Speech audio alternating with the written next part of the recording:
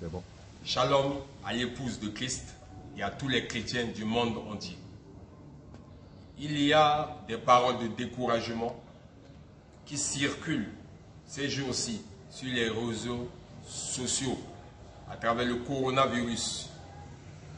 Il y a des hommes et des femmes qui sont en train de lancer des défis à tous les chrétiens, à tous les véritables pasteurs et à tous ceux qui servent Dieu dans la droiture.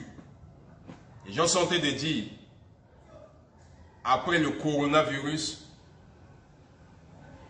il ne faudrait pas que les pasteurs puissent se pointer devant eux pour leur parler de la guérison. Parce que c'est le moment où les pasteurs doivent démontrer leur puissance. Les gens sont en train de réclamer les dadis, les pères spirituels. Les gens réclament les bishops. Les gens sont en train de réclamer les grands évangélistes. Les gens sont en train de réclamer tous ceux qui disent qu'ils sont des apôtres. Où est-ce qu'ils sont? Pour que le monde puisse être plongé dans le chaos, pour que le monde puisse sombrer à travers le coronavirus qui est communément appelé Covid-19. Les gens en ont profité pour se moquer de Dieu, pour se moquer des hommes de Dieu, pour se moquer de la religion. J'aimerais apporter cette précision en guise de réplique en cette journée solennelle pour dire aux gens qu'on ne se moque pas de Dieu. C'est la Bible qui le dit. Ce qu'un homme aura sémé, il le moissonnera. Le monde n'a pas de problème. Tout ce que le monde est en train de traverser à l'heure actuelle, c'est la prophétie qui est en train de s'accomplir. Pour les lecteurs de la Bible, je n'ai pas le temps pour lire. La Bible est un livre différent de tous les autres livres. La Bible, c'est un livre de prophétie. Est-ce que les gens font attention à cette multiple prophétie qui sont écrites dans cette Bible? Non. Les gens font les choses à leur tête. Les gens agissent selon le plaisir de la chair. Les gens sont guidés par les plaisirs charnels. Les gens se sont embrouillés suffisamment. Et les gens accusent Dieu. Les gens accusent les hommes de Dieu. Les gens accusent les pasteurs. J'aimerais lire une portion des Écritures dans Malachie, au chapitre 4.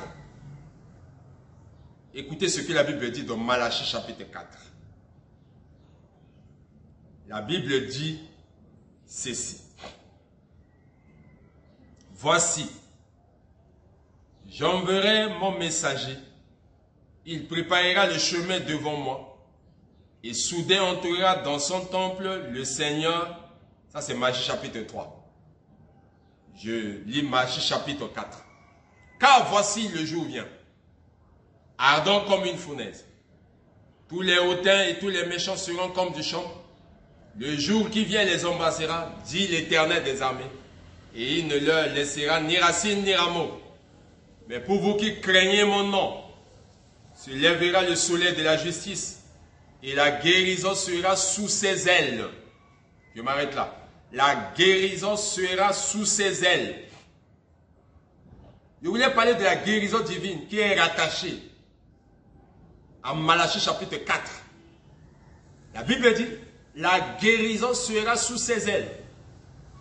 Dieu est capable de guérir n'importe quelle maladie. Dieu est capable de guérir n'importe quelle personne et à n'importe quel moment. Dieu n'est pas incapable de guérir quelqu'un qui est attaqué par le coronavirus. Dieu n'est pas incapable de guérir quelqu'un qui est attaqué par le VIH-Sida. Dieu n'est pas incapable de guérir quelqu'un qui est attaqué par le cancer. Mais Dieu agit toujours en son temps. Le Dieu que nous servons, ce n'est pas un Dieu de spectacle qui fait le spectacle. C'est nous les hommes qui nous livrons souvent au spectacle, mais Dieu ne se livre jamais au spectacle. Remarquez, le Seigneur Jésus-Christ, qui était Dieu dans la chair humaine, pendant son ministère terrestre, Il a guéri combien de personnes? Pour les lecteurs de la Bible, à la piscine de Bethsaïda, il y avait plusieurs personnes qui étaient malades. Il y avait des estropiés, il y avait des aveugles, il y avait des gens qui ont des difficultés et tout le monde était là. La Bible déclare, il y avait un ange qui descendait dans la piscine là pour remuer l'eau.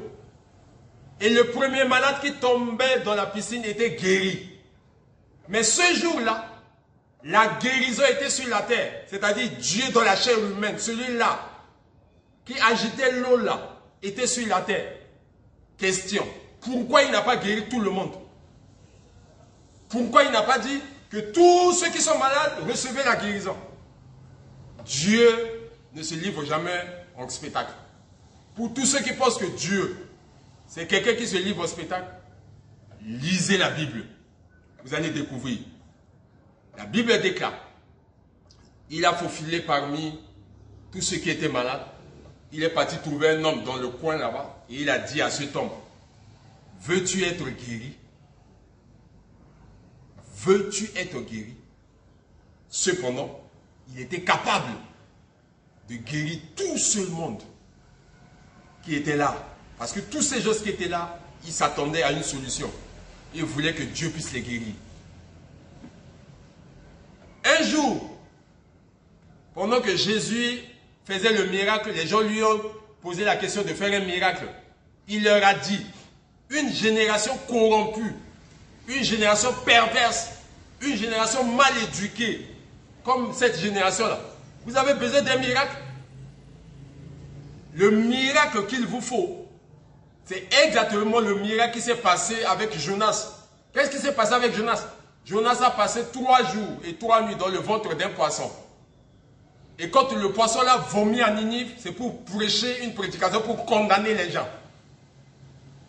Voilà le genre de miracle que le monde a besoin. Ce n'est pas de dire aux gens que vous allez être guéris du coronavirus. Et puis après, quand les gens seront guéris du coronavirus, c'est pour se voter encore dans le péché. Pendant que l'iniquité a atteint le summum, pendant que les hommes se marient avec les hommes, pendant que les femmes se marient avec les femmes, pendant qu'on légalise ça même au sein de la communauté, les gens n'en parlent pas. C'est la colère de Dieu qui est descendue sur la terre.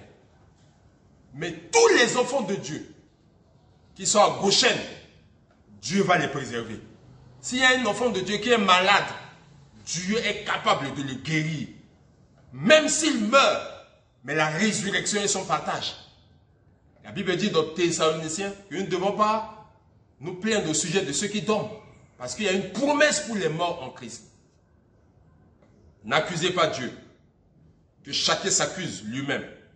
S'il y a des fléaux sur la terre, c'est à cause de l'homme. S'il y a des complications sur la terre, c'est l'homme qui a amené ça. S'il y a le désordre sur la terre, c'est à cause de l'homme. C'est à cause du péché. Parce que le salaire du péché, la Bible dit, c'est la mort. Mais le don gratuit de Dieu, c'est la vie éternelle. Les femmes continuent à porter des pantalons. Les femmes continuent à mettre des habits bizarres, à mettre les parties de leur corps dehors. La prostitution a atteint son apogée. Les gens se vautrent dans le péché. Même les gens qui sont mariés, ils se vautrent dans le péché. Et tout. Le péché a atteint un niveau très élevé. La colère de Dieu est descendue. Il y a des fléaux. N'accusons pas Dieu. Que chacun puisse s'accuser.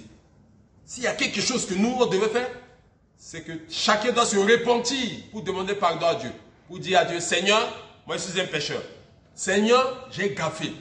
Aide-moi pour que Dieu puisse sauver le monde. Il est hors de question qu'on puisse accuser les pasteurs, qu'on puisse accuser les hommes de Dieu, qu'on puisse accuser l'Église. L'Église a toujours fait sa part. La parole de Dieu a toujours retenti. C'est les hommes qui sont incrédules, c'est les hommes qui ne veulent pas écouter la parole de Dieu. Quand Dieu avertit, après, il frappe. Avertissement, puis jugement. Voilà ce que j'aimerais dire à tous ceux qui s'agitent ces derniers temps sur les réseaux sociaux pour accuser les hommes de Dieu, pour accuser les pasteurs, pour accuser les évangélistes, pour accuser les servantes et tous ceux-là qui ont l'unique secours que le Créateur du ciel et de la terre. J'aimerais rassurer tous les croyants de s'accrocher à Dieu. Parce que Dieu, il est le point de référence final. C'est lui qui est capable de nous aider. C'est lui qui va continuer à nous protéger. Et c'est lui qui est le sauveur de l'humanité. Que Dieu vous bénisse tous. Nous allons nous retrouver prochainement pour une nouvelle séance autour de la parole parlée qui produit la semence originelle. Shalom à l'épouse de Christ.